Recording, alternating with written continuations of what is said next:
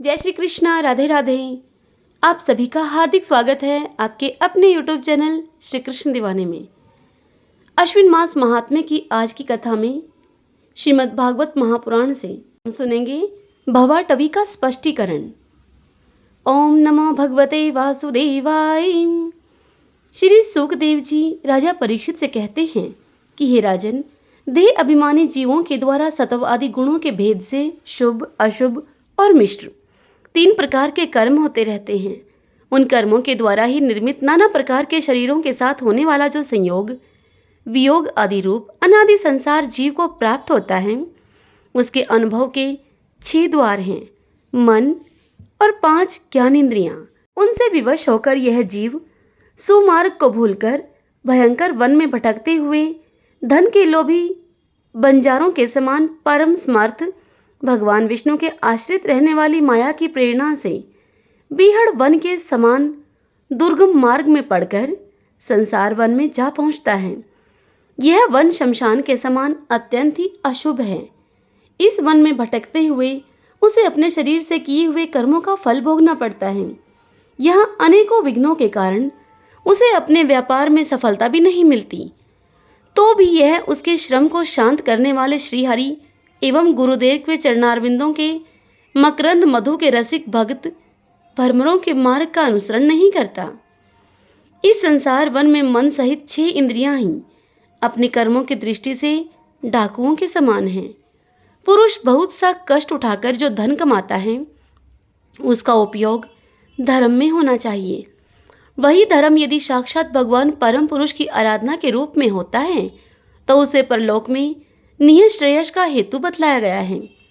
किंतु जिस मनुष्य का बुद्धि रूप सारथी विवेकहीन होता है और मन वश में नहीं होता, उसके उस धर्म उपयोगी धन को ये मन सहित 6 इंद्रियां देखना, स्पर्श करना, सुनना, स्वाद लेना, सूंघना, संकल्प विकल्प करना और निश्चय करना, इन वृत्तियों के द्वारा ग्रस्तोचित विषय भोगों में फंसाकर उसी प्रकार से यह लूट लेती हैं जिस प्रकार से बेईमान मुखिया का अनुगमन करने वाले एवं असावधान बंजारों के दल का धन चोर डाकू लूट कर ले जाते हैं। यही नहीं, उस संसार वन में रहने वाले उसके कुटुंबी भी, जो नाम से तो स्त्री पुत्रादि कहे जाते हैं, किंतु कर्म जिनके साक्षात भेड़ियों और गिदड़ों के समान होते हैं, उस अर्थ लोलुप कुटुंबी के धन को उसकी इच्छा न रहने पर भी उसके देखते ही देखते इस प्रकार से छीन कर ले जाते हैं, जैसे कि भेड़िया गडरियों से सुरक्षित भेड़ों को उठा ले जाते हैं। जिस प्रकार यदि किसी खेत के बीजों को अग्नि के द्वारा जला न दिया गया हो तो प्रतिवर्ष जोतने पर भी खेत का समय आने पर वह फिर झाड़ जखाड़, लता और तृण आदि से गहन हो जाता है। ठीक उसी प्रकार से यह गृहस्थ आश्रम भी कर्म भूमि है। इसमें भी कर्मों का सर्वथा उच्छेद कभी नहीं होता, क्योंकि यह घर कामनाओं की पिटारी है। उस गृहस्थ आश्रम में आसक्त हुए व्यक्ति के धन रूप बाहरी प्राणों को डांस और मच्छरों के समान नीच पुरुषों से तथा टिड्डी, पक्षी, चोर और चूहे आदि से क्षति पहुंचती ही रहती है। कभी इस मार्ग में भटकते भटकते यह अविद्या, कामना और कर्मों से कलुषित हुए अपने चित्त से दृष्टि दोष के कारण इस मृत्युलोक को, जो कि गंधर्व नगर के समान असत्य है, सत्य समझने लगता है। हे परीक्षित, फिर खान पान और स्त्री प्रसंग आदि व्यसनों में फंसकर मृग तृष्णा के समान मिथ्या विषयों की ओर यह दौड़ने लगता है। कभी बुद्धि के रजोगुण से प्रभावित होने पर सारे अनर्थों की जड़ अग्नि के मल रूप सोने को ही सुख का साधन समझकर उसे पाने के लिए लालायित होकर इस प्रकार दौड़ धूप करने लगता है। जैसे वन में जाड़े से ठिठुरता हुआ पुरुष अग्नि के लिए व्याकुल होकर उन्मुख पिशाच की और उसे आग समझकर दौड़ता है। कभी इस शरीर को जीवित रखने वाले घर, अन्न, जल और धन आदि में अभिनिवेश करके इस संसार अरण्य में इधर उधर दौड़ धूप करता रहता है। कभी पवंडर के समान आंखों में धूल झोंक देने वाली स्त्री गोद में उठा लेती है तो तत्काल ही रागांध सा होकर सत्पुरुषों की मर्यादा का भी वह विचार नहीं करता। उस समय नेत्रों में रजोगुण की धूल भर जाने से बुद्धि ऐसी मलिन हो जाती है कि अपने कर्मों के साक्षी दिशाओं के देवताओं को भी भुला देता है वो। कभी अपने आप ही एकाध बार विषयों का मिथ्या तत्व जान लेने पर भी अनादिकाल से देह में आत्म बुद्धि रहने से विवेक बुद्धि नष्ट हो जाने के कारण उन मरु मरीचि के तुल्य विषयों की ओर ही फिर से वह दौड़ने लगता है। कभी प्रत्यक्ष शब्द करने वाले उल्लू के समान शत्रुओं की और परोक्ष रूप से बोलने वाले झिंगुरों के समान राजा की अति कठोर एवं दिल को दहला देने वाली डरावनी डांट डपट से इसके कान और मन को बड़ी व्यथा होती है। पूर्ण पुण्य क्षीण हो जाने के बाद यह जीवित ही मुर्दे के समान हो जाता है और जो कारस्कर एवं काकतुंडे आदि जहरीले फलों वाले पाप वृक्षों, इसी प्रकार की दूषित लताओं और वैशाल्य कुओं के समान हैं तथा जिनका धन इस लोक और परलोक दोनों के ही काम में नहीं आता और जो जीते हुए भी मुर्दे के समान हैं, उन कर्पण पुरुषों का यह आश्रय लेता है। कभी असत पुरुषों के संग से बुद्धि बिगड़ जाने के कारण सूखी नदी में गिरकर दुखी होने के समान ही इस लोक और परलोक में दुख देने वाले पाखंड में फंस जाता है। जब दूसरों को सताने से उसे अन्न भी नहीं मिलता, तब वह अपने सगे पिता पुत्रों को अथवा पिता या पुत्र आदि का एक तिनका भी जिनके पास देखता है, उनको फोड़ खाने के लिए यह तैयार हो जाता है। कभी दावानल के समान प्रिय विषयों से सुनने एवं परिणाम में दुखमय घर में पहुंचता है तो वहां इष्टजनों के वियोग आदि से उसके शोक की आग भड़क उठती है। उससे संतप्त होकर वह बहुत ही खिन्न होने लगता है। कभी काल के समान भयंकर राजकुल रूप राक्षस इसके परम प्रिय धन रूप प्राणों को हार लेता है तो यह तब मरे हुए के समान निर्जीव हो जाता है। कभी मनोरथ के पदार्थों के समान अत्यंत ही असत पितामह आदि संबंधों को सत्य समझकर उनके सहवास से स्वप्न के समान क्षणिक सुख का अनुभव करता है। गृहस्थ आश्रम के लिए जिस कर्म विधि का महान विस्तार किया गया है, उसका अनुष्ठान किसी पर्वत की कड़ी चढ़ाई के समान ही है। लोगों को उस ओर प्रवृत्त देखकर उनकी देखा देखी जब यह भी उसे पूरा करने का प्रयत्न करता है, तब तरह तरह की कठिनाइयां उन कठिनाइयों से कलेशित होकर कांटे और कंकड़ों से भरी हुई भूमि में पहुंचे हुए व्यक्ति के समान यह दुखी हो जाता है। कभी पेट की असह्य ज्वाला से अधीर होकर अपने कुटुंब पर ही बिगड़ने लगता है। फिर जब निद्रा रूप अजगर के चंगुल में यह फंस जाता है, तब अज्ञान रूप घोर अंधकार में डूबकर सूने वन में फेंके हुए मुर्दे के समान यह सोया पड़ा रहता है। उस समय इसे किसी बात की कोई सुध नहीं रहती है।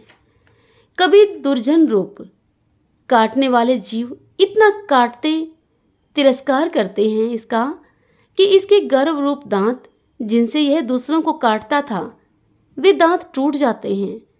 तब इसे अशांति के कारण नींद भी नहीं आती है और मर्म वेदना के कारण क्षण क्षण में विवेक शक्तिहीन होते रहने से अंत में अंधे की भांति यह नरक रूप अंधे कुएं में जा गिरता है।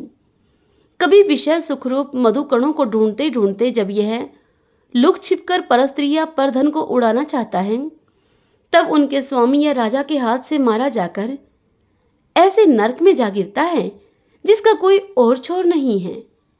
इसी से ऐसा कहते हैं कि परवर्ती मार्ग में रहकर किए हुए लौकिक और वैदिक दोनों ही प्रकार के कर्म जीव को संसार की ही प्राप्ति कराने वाले हैं। यदि किसी प्रकार राजा आदि के बंधन से यह छूट भी गया तो अन्यान्य से अपहरण किए हुए उन स्त्री और धन को देवदत्त नाम का कोई दूसरा व्यक्ति छीन लेता है और उससे विष्णुमित्र नाम का कोई तीसरा व्यक्ति छटक लेता है। इस प्रकार वे भोग एक पुरुष से दूसरे पुरुष के पास जाते रहते हैं, एक स्थान पर वह नहीं ठहरते। कभी कभी शीत और वायु आदि अनेकों आदि दैविक आदि भौतिक और आध्यात्मिक दुख की स्थितियों के निवारण करने में समर्थ न होने से यह अपार चिंताओं के कारण उदास हो जाता है। कभी परस्पर लेन देन का व्यवहार करते समय किसी दूसरे का थोड़ा सा दमड़ी भर अथवा इससे भी कम धन चुरा लेता है तो इस बेईमानी के कारण उससे वैर ठन जाता है। हे राजन, इस मार्ग में पूर्वोक्त विघ्नों के अतिरिक्त सुख दुख, राग द्वेष, भय अभिमान, प्रमाद उन्माद, शोक मोह, लोभ, मत्सर्य, ईर्ष्या, अपमान, क्षुधा, पिपाशा आदि व्याधि, जन्म जरा और मृत्यु आदि और भी अनेकों विघ्न हैं। इस विघ्न बहुल मार्ग में इस प्रकार भटकता हुआ यह जीव किसी समय देव माया रूपणी स्त्री के बहुपाश में पड़कर विवेकहीन हो जाता है, तब उसी के लिए विहार भवन आदि बनवाने की चिंता में ग्रस्त रहता है तथा उसी के आश्रित रहने वाले पुत्र पुत्री और अन्यान्य स्त्रियों के मीठे मीठे बोल, चितवन और चेष्टाओं में अशक्त होकर उन्हीं में चित्त फंस जाने के कारण वह इंद्रियों का दास अपार अंधकार में नरकों में गिरता है। कालचक्र साक्षात विष्णु का आयुध है। वह परमाणु से लेकर द्विपरार्ध पर्यंत क्षण घटी आदि अवयवों से युक्त है। वह निरंतर सावधान रहकर घूमता रहता है।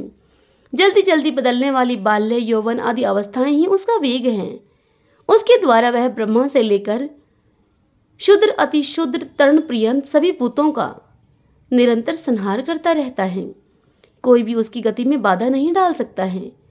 उससे भय मानकर भी जिनका यह कालचक्र निज आयुध है, उन साक्षात भगवान यज्ञ पुरुष की आराधना छोड़कर यह मंदमती मनुष्य पाखंडियों के चक्र में पड़कर उनके कंक, गिद्ध, बगुला और बटेर के समान आर्य शास्त्र बहिष्कृत देवताओं का आश्रय लेता है, जिनका केवल वेद बाह्य अप्रमाणिक आगमों ने ही उल्लेख किया है। ये पाखंडी तो स्वयं ही धोखे में हैं। जब यह भी उनकी ठगाई में आकर दुखी होता है, तब ब्राह्मणों की शरण लेता है, किंतु उपनयन संस्कार के अनंतर श्रोत स्मार्त कर्मों से भगवान यज्ञ पुरुष की आराधना करना आदि जो उनका शास्त्रोक्त आचार है, वह इसे अच्छा नहीं लगता। इसीलिए वेदोक्त आचार के अनुकूल अपने मन में शुद्धि न होने के कारण यह कर्म शून्य शूद्र कुल में प्रवेश करता है, जिसका स्वभाव वानरों के समान केवल कुटुंब पोषण और स्त्री सेवन करना ही है।